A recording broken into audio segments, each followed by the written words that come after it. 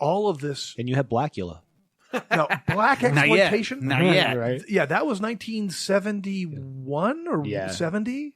That's right around there. Sure. But that's also going into the generation of love, the age of Aquarius. But you have this big between 1958, then you have 1960 with Peel, who is the Brides of Dracula. Oh, okay. Okay. They don't use Hammer doesn't use Lee again for some reason. They use Cushing, Right. but it's just not as sexy, not as enjoyable. Do you think George Lucas was a fan of those movies? I think so. Yes. Yeah. I think so too, because Lee and Cushing were both in the Star Wars movies. Oh, no. I think there's so many directors who were influenced by the Universal and the Hammer era. Sure. Because when they were young, like Scorsese, Romero, guys like that, they all saw all the road shows whenever they did the resurgence of all the Universal horror movies in the late 50s on television. You know, they would show them Vampira introducing most of them. You know what I mean? Yeah, Vampira. So you have these directors, these Hollywood guys, Carpenter, all those guys like that. We're seeing those movies re-released, and then also watching them on TV. Sure. So that influenced so much stuff, just like Spielberg and fucking George Lucas. Come on. I mean, if you had a choice to put somebody in your movie, if I could have a villain. Right. Who is it going to be? Cushing and Lee? Yeah. Sure. Yep. Yeah, There you go. Peter Cushing. Well, the thing with Lee, too, dude, that dude is big. Yeah, he's like 6'6", tall. 6'7", he's right? huge. So, like, I think, like, the difference between him and Lugosi was, Average height. He was like 5'8", I think. Yeah. And then, 5'8" with lifts. Well, and 5'8" at that time was probably the average height. yeah, because that's right. It's like 5'9.5" now. Yeah. So Yeah.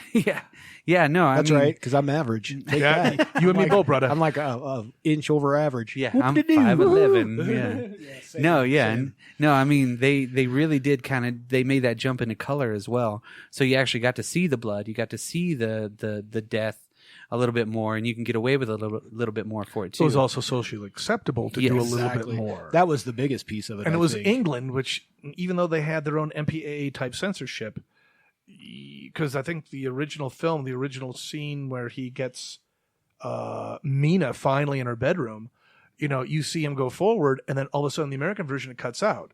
In the original version, the restored one, you see him actually making love to her before penetrating her. And I only assume that in the Spanish edition, that's when they'd go, goal, goal, goal. Introducing the Spanish Inquisition. I digress. Thank you for that interjection. I appreciate it. Okay, adds that little je ne sais quoi, that joie de vivre. Yes. Okay. No, yeah, and I mean throughout the 60s, you had the swinging London times, and then the 70s is whenever they kind of came back a little bit more. That the early 70s was the kind of the era of my dad. My grandmother took him to all of those Hammer movies. But she just told me that the other day. That's he was awesome. like, yeah, my mom used to take me to all of those when they hit the cinema, and I didn't really want to go. But I went and watched all of them. I'm like, for real? That's fucking cool. In the cinema. I didn't know Grandma was that cool back in the day. That's awesome. Just to actually go to the Cinerama. I wonder how much watching that that cost show. back in the day. 50 cents. Yeah. Really? 25 cents. Really? Oh, yeah. I mean, I remember going and seeing a movie for $1.25 in our downtown theaters in my hometown. And I thought, man, that's super cheap. You know what I mean? Yeah, for how many hours of fun? $1.25. Ooh, yeah. And It then, is cheap. Like the whole time I was in high school, you could go see movies there for $1.25. Were they new ones? Yeah. Dang. Yeah. Sounds like a then South it went Park to reference. $2.50. Yeah. I Whenever was like, they oh, cool, $2.50 still. Awesome. Yeah. I'm still okay with this. I can remember when they made the jump to the $5 movie. I was like, Oh. whoa. What's going on here? You're Calm asking down for there, a Captain. $5. Yeah. Whoa, that's $15 Can't be for taking the a whole family. weekend. I'm Come sad on. to say, I think the cheapest ticket I've ever bought was like $6, maybe like $7. Okay, that makes sense. Yeah. That makes it youngin'. Well, I mean, you with can my go, heritage. you can go Yeah. now. You can go now to what was the Citadel Crossing place for there? only $15. $4.50 to watch a brand new movie the day it comes out. Well, Really? Yeah, with reclining seats. I Just love so you this know. are country. you serious? Not a sponsor, but yes. They should be a sponsor. Well, they got new seats too, didn't they? Yeah. So Finally. they got the reclining seats, the whole deal. I The went- seats suck unless they sponsor us, though. Yeah. So. Yeah. I went That's and right. actually saw the new Mummy there. Nice. And like the last 45 minutes of the movie, my butt hurt so bad. I was just like, oh. That's a personal they- problem. I went and saw the Joker there, like pretty recently. Nice. But nice. but Brock, if they sponsored us. The seats are amazing. Oh yeah, they are. Oh, absolutely. Yeah. Oh, But they're if the they most don't, comfy, oh, clean seats best out seats. there. This is the worst seats ever. worst seats I've ever sat Yeah. in. Poor, But poor investment, bitches. We're digressing again. Let's More let's digression. rein this back in a Well, little bit. in the 70s, you ushered in a lot of the extra. Oh, how do you say? They started this new rise into what would become the vampires of the 80s and the 90s. They started with the Absolutely. 70s. They were kind of more. It was still romantic in a way. I mean, most of the vampire movies, they had that romantic kind of a tragic, reluctant kind of vampire kind of situation. That was just living there. I don't know if I'm getting my right point across, but I don't think so. no. And then but then when you hit like stuff like what was it, Blackula? Well, the Blackula was a blatant exploitation. Oh, Yes. absolutely. Where you have Count Dracula going over his dead body in his own coffin saying, "Your name will take mine. You are Blackula." And I'm like, good God, this is as bad as, Return of the Rotten Tomatoes. I mean, really, this is bad. I mean, but you tie in Africa, Mother Africa, all the social Right. norms, all of the quote unquote, and I'm reaching out far here, the Black Panther-esque kind of a, what would you call that? Rebellion. Okay. So now you have it in a vampire theme. And it's like, wow, bloodthirsty, sexy, etc. You go to number 2 with Scream Blackula. Scream, same basic thing. Yeah. How does it get resurrected? Just how many times was Lee resurrected in ways that make absolutely no sense Yeah. whatsoever? But they're bringing them back. I think the biggest departure Again. from all of the vampire movies of that time period was Martin, George Romero. yeah. Yeah. Because it was just That movie, you didn't really know what was going on. Yeah. Like you didn't know if, like even at the end, you're like, you still don't. you don't know. Well, I still remember in don't, but it Penthouse was a they take. said something like, Martin is like a Hitler come vampire movie. And I'm like, and not crazy COME, I'm talking. Yeah. But it's like, and when I read that, I think it was Penthouse, I'm like, or it was Playboy, because Playboy was still a good avant-garde, readable magazine. Gotcha. But it's like, Hitler come vampire.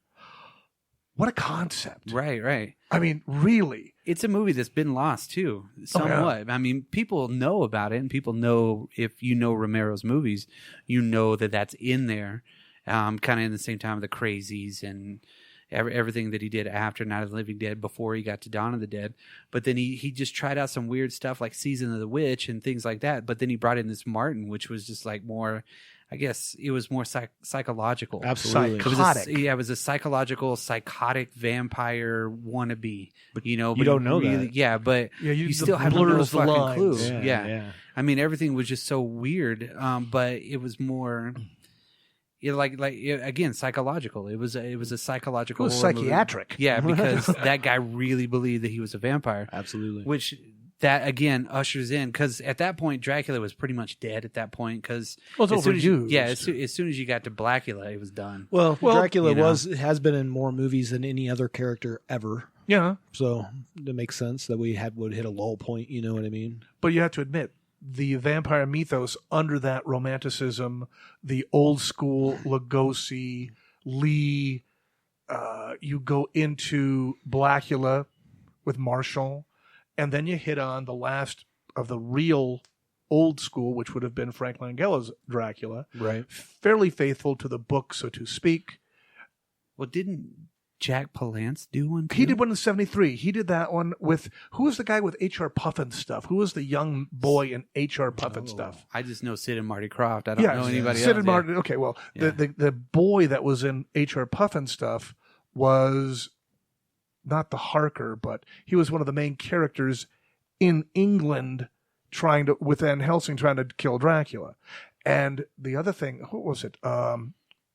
Colin? Who was the great artist for Tomb of Dracula, the comic book? Colin? Oh yeah, Gene Colan. Gene Colan. That was him. He based a lot of his drawings based on palettes. Oh, okay. And he admitted that later on in his career, like, man, the best Dracula I could ever think of would have been Jack Palance for looks, because he was a mixture of both of them. If you look at his Dracula between like Lugosi and Lee, you can see that mixture. So he was a little bit shorter, he was a little bit harder edged.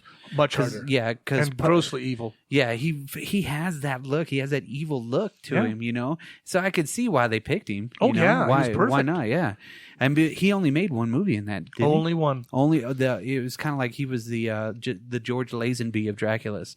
You There you know, go. he was the only one that did one movie, which was kind of weird. And I think things kind of changed whenever now we get to the 80s. Okay, so you still had Dracula was pretty much gone, so they were trying to reinvent the wheel in a way.